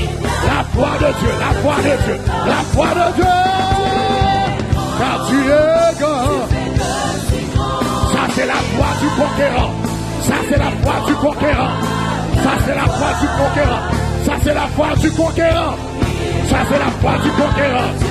Le conquérant apprend à parler à lui-même. Le conquérant n'est pas obligé d'attendre que quelqu'un lui impose la main. Le conquérant n'est pas obligé d'attendre que quelqu'un lui donne une parole de prophétie. Le conquérant n'est pas obligé d'attendre que quelqu'un demande de la guérison pour vous. Parle à ta destinée, parle à ta vie, parle à ton cœur. Relâche. Alléluia.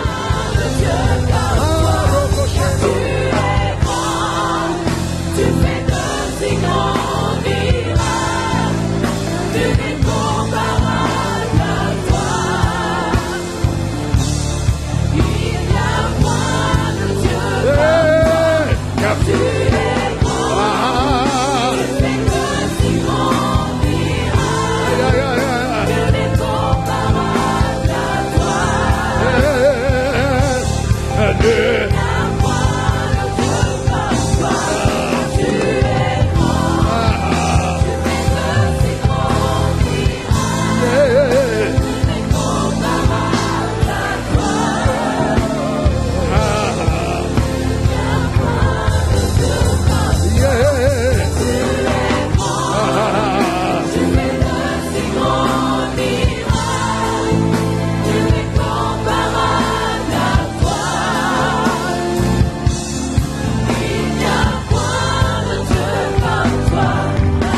es grand.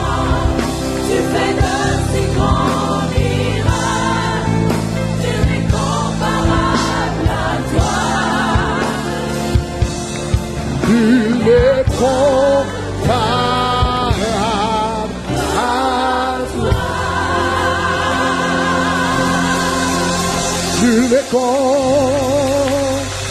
Comparable à toi, Seigneur.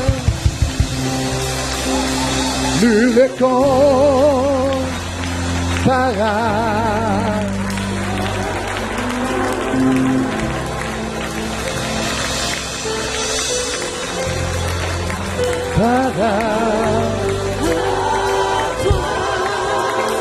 Je dis, Seigneur,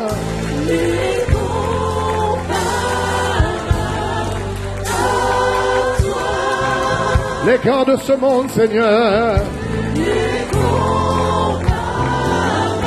ne peuvent comparer à toi, nul. Ils ne peuvent être comparés. Nul n'est comparable.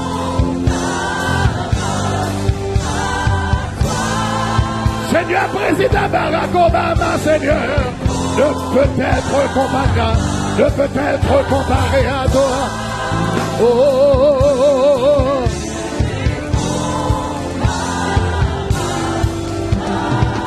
nul n'est comparable.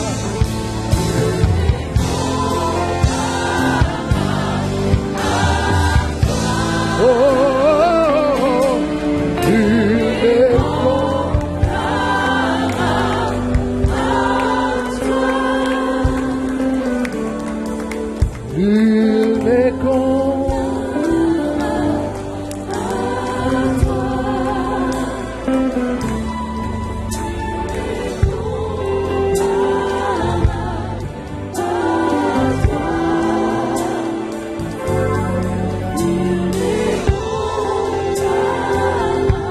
comparable.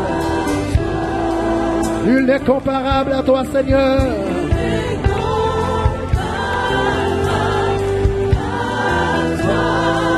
Aucune force sur la terre, Seigneur.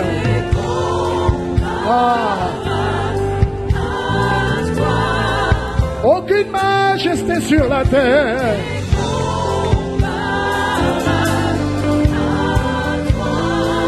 Aucune dignité dans ce monde, Seigneur.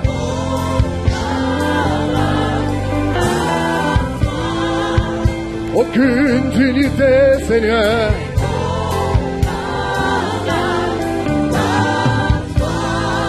Nul n'est comparable.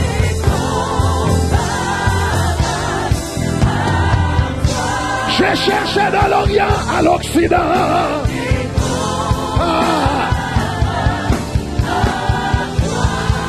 J'ai vérifié du nord au sud.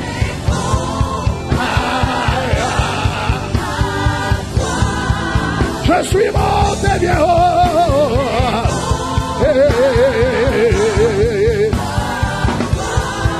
J'ai cherché en Haïti, en Angleterre, partout. J'ai cherché aux États-Unis, en Espagne, Seigneur, j'ai cherché parmi mes amis aussi.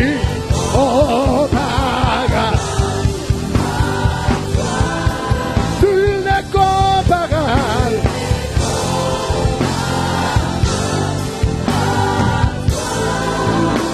Nul n'est comparable. Nul n'est comparable à toi.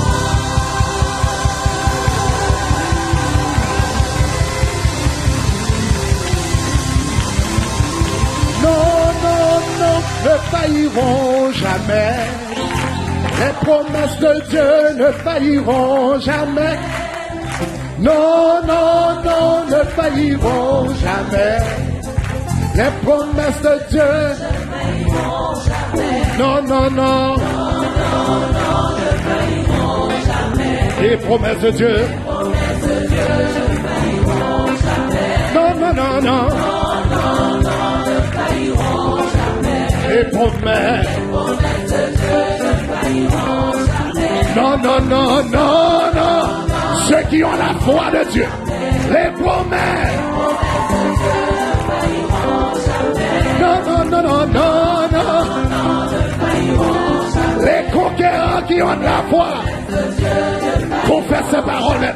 Non, non, non, non, non, non. Les promesses de Dieu ne failliront jamais. Je dis non, non, non, non, non, non. Les promesses de Dieu ne failliront jamais. J'ai dit, Satan est menteur, c'est lui qui faillira. Et les promesses de Dieu ne failliront jamais. J'ai dit, Satan est menteur, c'est lui qui faillira. Les promesses de Dieu ne failliront jamais. Non, non, non, non, non, non, non, non. Ne failliront jamais. Les promesses de Dieu ne failliront jamais. Non, non, non, non, non, non, non. Ne failliront jamais. Les promesses de Dieu ne failliront jamais. J'ai dit non, non, non, non, non, non. Ne failliront jamais. Les promesses de Dieu ne failliront jamais. Ne failliront jamais. Les promesses de Dieu ne failliront jamais. J'ai dit Satan est menteur, c'est lui qui faillira. Les promesses de Dieu, jamais, jamais. Je ne vais pas douter des promesses de Dieu. Je ne vais pas douter de sa grâce. Je ne vais pas douter de sa bénédiction dans ma vie. Non, non, non, non, non, non, non, non. Seigneur, nous te donnons la gloire. Nous t'exaltons, nous t'élevons. Seigneur, nous venons à ce lieu pour confesser notre foi en toi. Pour confesser notre confiance en toi. Oh, j'ai dit non, non, non. Les promesses de Dieu. Ah non.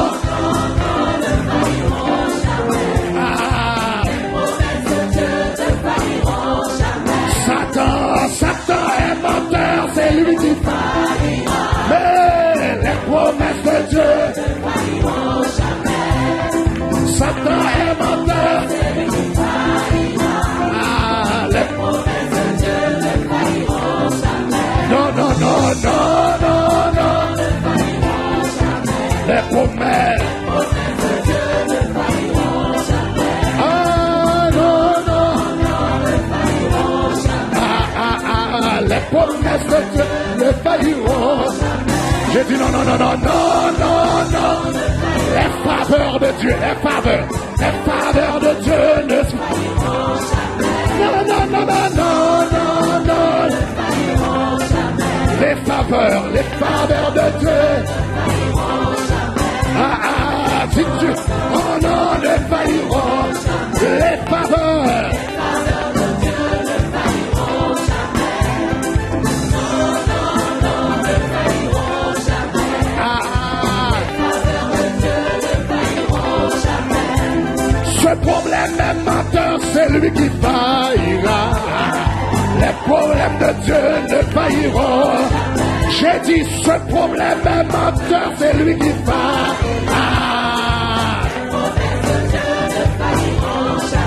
Non, non, non, non, non, non, non, ne failliront jamais. Les promesses de Dieu ne failliront jamais. non, non, non, ne failliront. Ya, ya, ya, les promesses oh, cette manière diamante, c'est de faillira. Mais les promesses de Dieu ne failliront jamais. Cette maladie mente, c'est là qui faillira. Les problèmes de Dieu Ne failliront jamais. non, non, non. Ne failliront jamais. Les promesses de Dieu ne failliront jamais. Non, non, non, ne failliront jamais. Les promesses De Dieu cet échec est menteur, c'est lui qui faille. J'ai dit les promesses de Dieu. Oh, cet échec est menteur.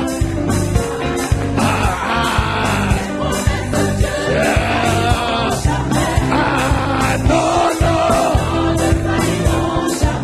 Les promesses.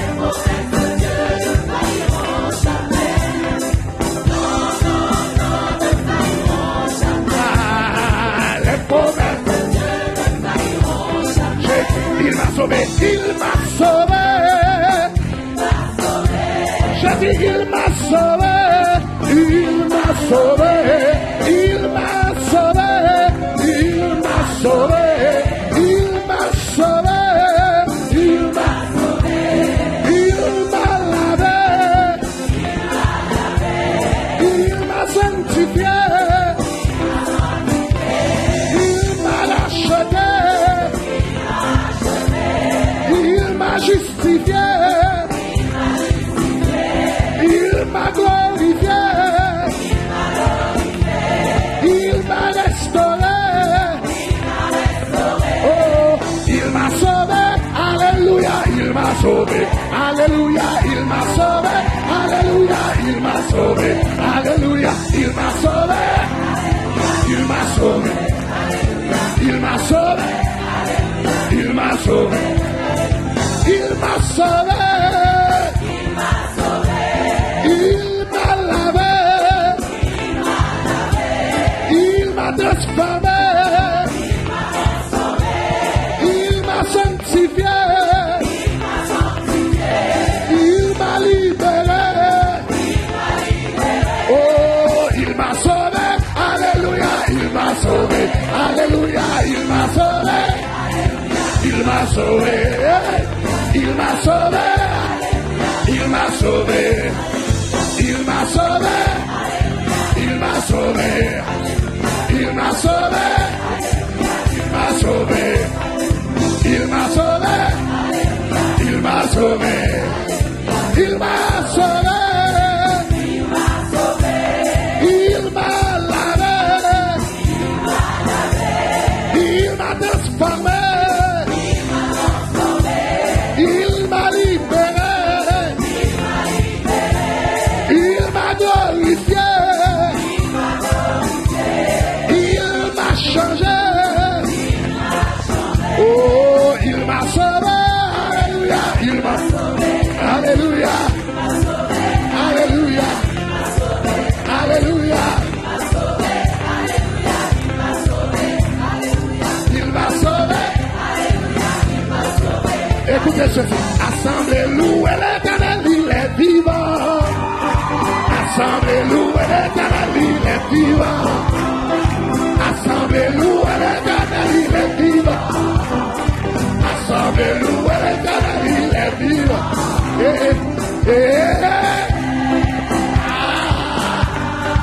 Assemblée louer l'Éternel, il est vivant. De ce côté.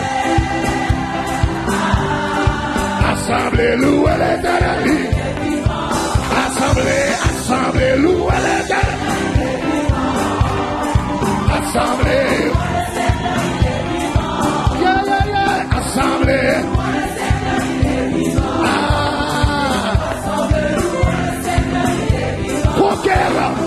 Conquérant louer l'Éternel. Conquérant louer l'Éternel. Conquérant louer.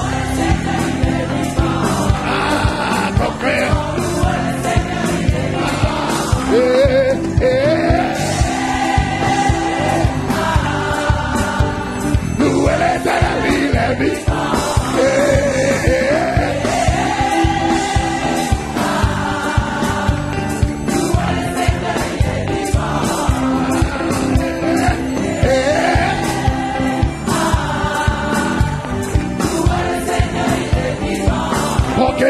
Conquérant louer l'Éternel.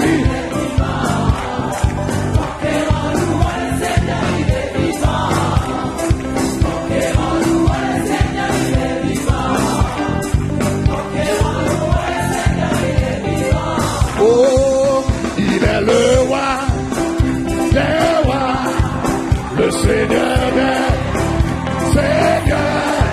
Son nom est Jésus, Jésus, Jésus, Jésus.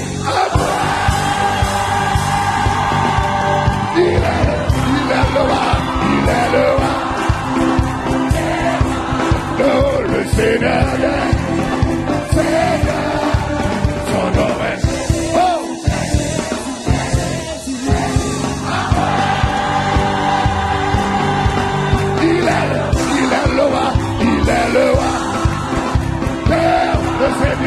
le Seigneur des seigneurs, mon nom est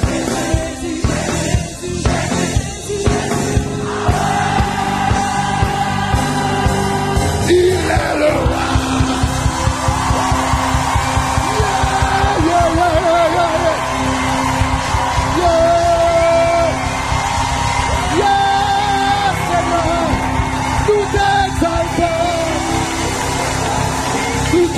Remercions, Seigneur.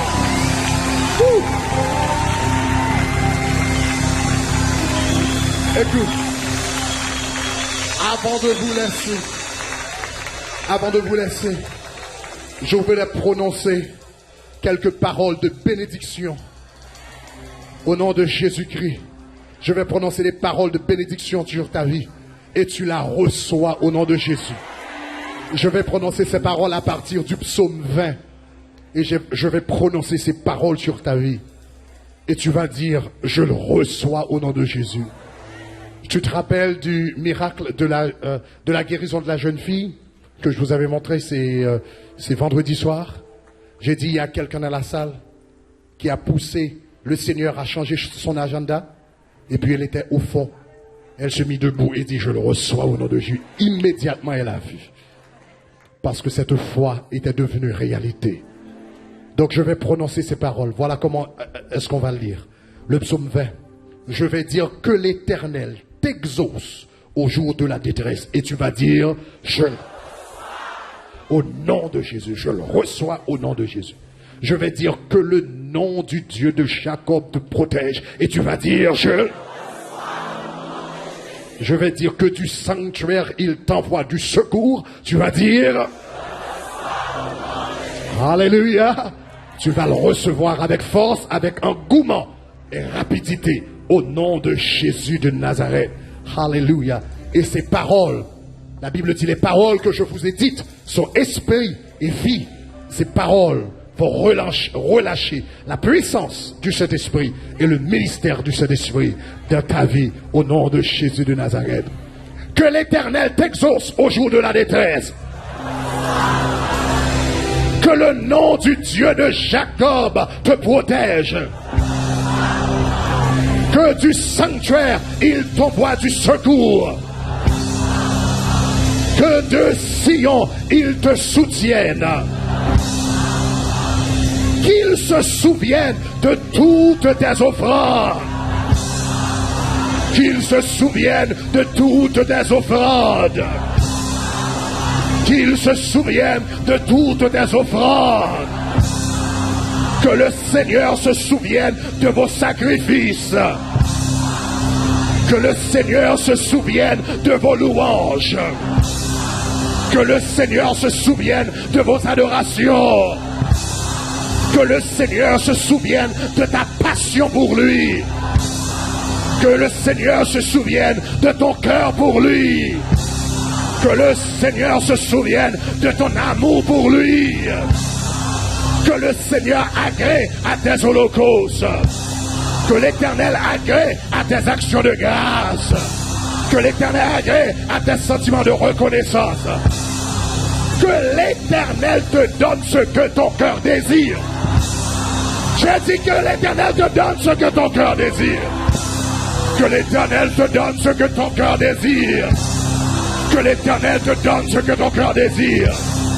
Que l'Éternel te donne ce que ton cœur désire. Que l'Éternel te donne le travail que ton cœur désire. Que l'Éternel te donne le ministère que ton cœur désire. Que l'Éternel te donne la santé que ton cœur désire. Que l'Éternel te donne la vie que ton cœur désire. Que l'Éternel te donne l'onction que ton cœur désire. Que l'Éternel te donne l'intimité que ton cœur désire. Que l'Éternel te donne la passion que ton cœur désire. Que l'Éternel te donne la grâce que ton cœur désire. Que l'Éternel t'accorde ce que ton cœur désire. Que l'Éternel accomplisse tous tes desseins. Que l'Éternel accomplisse tous tes desseins. Que l'Éternel accomplisse tous tes desseins. Que l'Éternel accomplisse tous tes projets. Que l'Éternel accomplisse tous tes plans. Que l'Éternel accomplisse tes programmes. Que l'Éternel accomplisse ta vision. Que l'Éternel accomplisse tes desseins. Que l'Éternel accomplisse tes desseins. Que tu te réjouisses en son salut. Que tu te réjouisses en son salut. Que tu te réjouisses en son salut. Que tu lèves l'étendard de ton Dieu. Que tu lèves l'étendard de ton Dieu. Que tu lèves l'étendard de ton Dieu. Que l'Éternel exauce tes vœux. Que l'Éternel exauce tes vœux. Que l'Éternel exauce tes vœux du haut des cieux. Que l'Éternel exauce tes vœux du haut des cieux. Que l'Éternel exauce du haut des cieux. Que l'Éternel exauce du haut des cieux. Que l'Éternel te sauve. Que l'Éternel te sauve. Que l'Éternel te sauve. Que l'Éternel te sauve. Que l'Éternel te sauve. Qu'il t'exauce quand tu l'invoques. Qu'il t'exauce quand tu l'invoques. Qu'il t'exauce quand tu l'invoques. Qu'il t'exauce quand tu l'invoques. Qu'il t'exauce quand tu l'invoques. Qu'il t'exauce quand tu l'invoques. Qu'il t'exauce quand tu l'invoques. Qu'il t'exauce quand tu l'invoques. Qu'il t'exauce quand tu l'invoques. Qu'il t'exauce quand tu l'invoques. Qu'il t'exauce quand tu l'invoques. Qu'il t'exauce quand tu l'invoques. Qu'il t'exauce quand tu l'invoques. Hey! Que Dieu vous bénisse. Yeah, yeah, yeah. Hallelujah.